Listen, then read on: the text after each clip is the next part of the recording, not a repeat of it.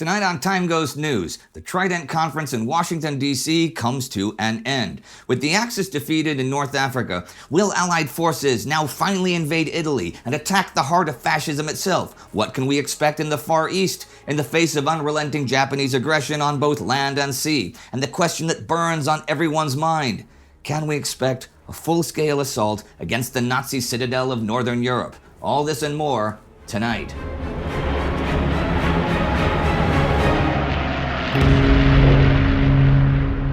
And now, a word from our sponsors. More taste, smoother on the throat.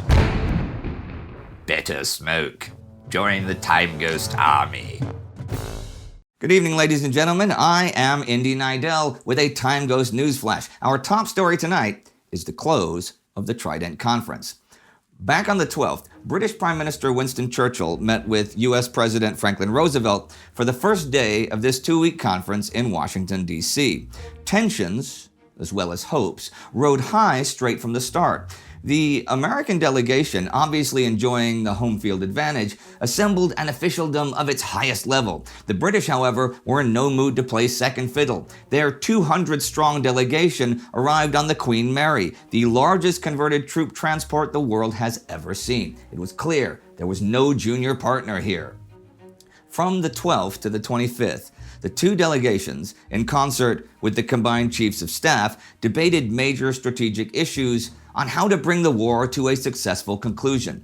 Much has happened since their meeting at Casablanca in January, and there was good reason for the Allies to be optimistic. News came in on the first day of the conference that organized Axis resistance in North Africa had ceased. Reports coming in from the fighting in the Pacific as well promised the initiative to operations on New Guinea and a scheduled recapture of the Aleutians.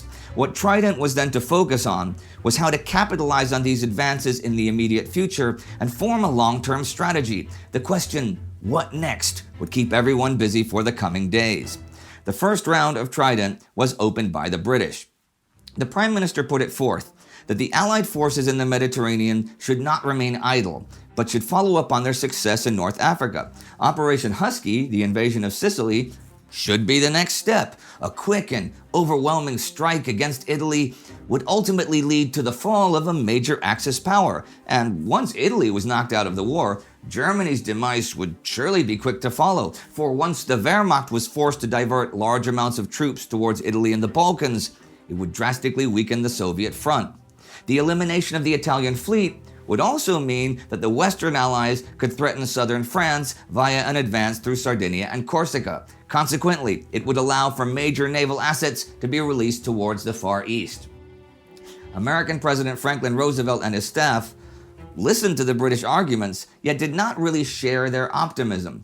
The president recognized the benefits of knocking Italy out of the war as soon as possible, sure, but had always shrunk from the thought of putting large armies into Italy. He feared that a ground offensive would ultimately lead to a costly war of attrition, with the Germans enjoying the benefits of the defensive. George Marshall, spokesman for the U.S. chiefs, argued that a poorly managed invasion might not only drain Allied resources, but also jeopardize a joint cross-channel invasion in the spring of 1944. Supplying and maintaining two advances into Europe at once would come close to a logistical impossibility.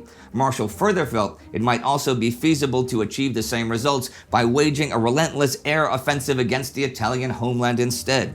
Already, Allied bombers were virtually unchallenged in the Mediterranean and could even threaten Axis oil fields in Romania. Rumors have it that during private meetings, Marshall was much more vocal about his disdain for a ground offensive against Italy. He allegedly said that the British were far too optimistic in their plans for the Mediterranean, while being way too pessimistic when it came to the combined power of their air assets. Spending resources in an unrealistic offensive against Italy, while the buildup of forces in Britain was already slowing down, did not bode well for crossing the Channel in 1944. British Chief of Staff Sir Ellen Brooke also expressed his concerns that Allied forces might end up bogged down in France if not enough assets had been secured beforehand. So, His Majesty's government agreed with the President that the combined Allied invasion of Europe was to remain the ultimate objective and was to be undertaken as soon as possible. In an official statement to Time Ghost News, they say that the goal was to concentrate maximum resources in a selected area as early as practicable in order to execute a decisive invasion of the Axis citadel. Further strategy meetings dedicated to Europe were hardly less fought over, however. Both sides hailed the ongoing success in the Battle of the Atlantic as a clear sign that the tide was turning against Hitler's Kriegsmarine. And as the anti-submarine campaign intensified, the conference pushed for the occupation of the Azores, so far by diplomatic means alone. A clear understanding was also reached towards the combined bomber offensive against the Third Reich, already approved at Casablanca. It was now to become a four-phased offensive with the aim of preparing for the spring invasion of 1944. Streams of bombers were to continue destroying and disrupting the German military, industrial, and economic system, and to undermine the morale of the German people. The second part of the Trident Conference was centered around the fighting in the Pacific. It was speculated that the Prime Minister had been forewarned that the US delegation would increase the pressure for more aggressive Allied action against Japan, and Churchill seemed ready and willing to let the US take the initiative in the Pacific if he got concessions in the Mediterranean. Still, the old dilemma of who to defeat first flared up in full intensity. The Pacific alternative was once more brought up by Marshall. A statement to Time Ghost News reads as follows: "If, however, conditions develop which indicate that the war as a whole can be brought more quickly to a successful conclusion by the earlier mounting of a major offensive against Japan, the strategic concept set forth herein, beating Germany first, may be reversed." That is a tall order, but the question remained: how to ultimately defeat Japan? Many advocated for a two-pronged plan of advance, one led by British forces through the Strait of Malacca and Burma, the other led by US forces through the Southwest Pacific and the Celebes Sea. It was a six-stage plan, relying on a multi-level cooperation of British, American, and Chinese forces. Overall, a huge undertaking, maybe even dwarfing the coming operations in Europe. But we have no further details on any of the numbers, dates, or limits. So far, it resembles just a pipe dream of rough calculations and arrows drawn on a map. Nonetheless, most of American command agreed that a full-scale invasion of Japan was only possible via bases in China. That meant China had to be kept in the war at all costs. New, adequate supply routes must be established to support Allied operations as well. Reopening the Burma Road would most likely be the first step, to ultimately prepare an advance against the Chinese coast and the capture of Hong Kong. Now it was the British who were less enthusiastic. The recapture of Burma was a touchy subject. Simply put, no one wanted to stage a large-scale offensive into the Burmese jungle. Sitting there in Washington were commanders like Wavell, Chennault, and Stilwell, men with first-hand experience of the China-Burma-India theater. All were hoping for American help. Yet the US chiefs had little to no interest in American boots on Burmese soil. Operation Anakim, the old plan to retake Burma via Rangoon, became less and less feasible as both British and American support dwindled. Too many fronts, too few resources. A major landing in Burma seemed another logistical infeasibility, and many advocated for increased air support instead. An alternative was brought forward by U.S. Chief of Naval Operations Ernest King. He proposed a major push against the Philippines and the Marianas in late 1943. Such a push would set the stage to destroy the Imperial Japanese Navy, sever their supply lines, and isolate their holdings in the southwestern Pacific. Further proposals focused on seizing the Marshall and Caroline Islands, and an assault on the Solomon's Bismarck Archipelago. King says that they may be short on planes, but sufficient naval forces were already on hand. Hopes rode on the possibility that if the Allies could gain a strong hold in the western Pacific waters, it would lead to Japan surrendering before being invaded. Overall, despite major fears the US might choose to bring Japan to her knees before Germany was fully defeated, the British approved of American plans and estimates.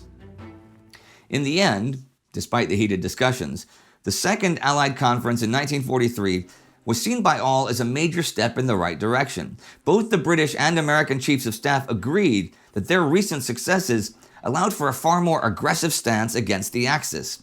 Overcoming many counter-arguments, the British eventually got the Americans to green light an invasion of Sicily in the near future. In return, the British agreed to a set date for a combined cross-channel operation next spring, most likely April 1944. In the Pacific, the US was free to attack Japanese holdouts in the Aleutians and in the Marshalls and Carolines, as well as to stage further action against Rabaul. The only real setbacks were when it came to operations in China and Burma. Although the role of China had been elevated at Trident, both theaters became more and more secondary. This was mostly because of logistics, as resources and manpower were finite, and no one wanted to squander them in a possible vacuum. Overall, the Trident Conference was hailed as a huge win for coalition warfare. Forcing the unconditional surrender of the Axis became more and more realistic as a global strategy was fleshed out. Although it still resembles, as the conference finishes, an unfinished puzzle with many missing pieces, there is a clear pattern to be seen. If anything, the meeting expresses overall optimism to end the war in the coming years. Maybe 1944, maybe 1945, something we can only hope for. I'm Indy Neidell for Time Ghost News. For up-to-date World War II news, follow our day-by-day coverage of the war on Instagram. You can also find that here under our community tab. See you next time.